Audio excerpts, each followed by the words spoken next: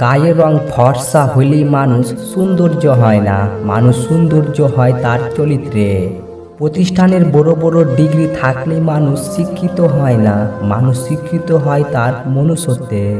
পর স্ত্রী আর পরপুরুষ এগুলো কখনোই আপন হয় না, এগুলো হলো মরীচিকা।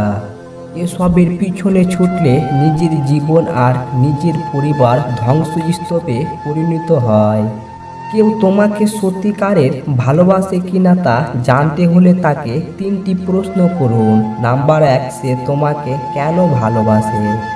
নাম্বার 2, যদি তোমার কাছে কিছু না থাকে, সব কিছুই হারিয়ে যায়, তারপরও কি সে তোমার পাশে থাকবে? আর নাম্বার 3, সে তোমার জন্য কতদিন অপেক্ষা করতে পারবে?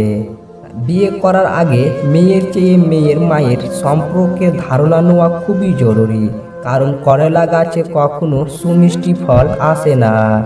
একজন সুন্দর আকর্ষণীয় রমণীর পাশে 2 ঘন্টা বসে থাকুন, দেখবেন সময় উড়ে চলে গেছে। আবার গ্রামগঞ্জের মাঝে রাস্তায় 2 মিনিট হাঁটুন, দেখবেন আপনি অনেক কাল ধরে হাঁটছেন।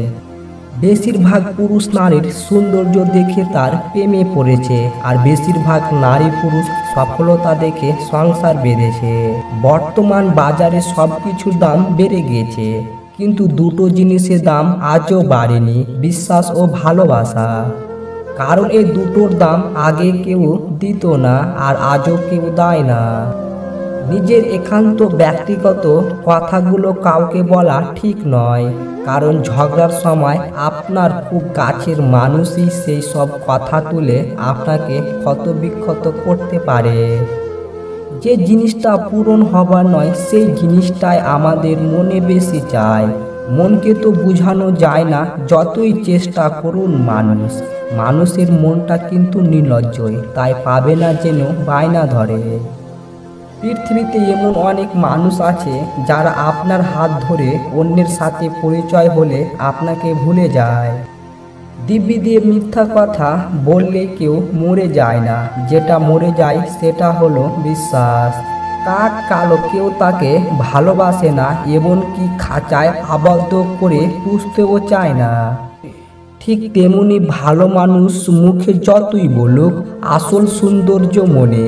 কিন্তু সবাই ঠিকই ছুটে সাদা চামড়ার পিছনে।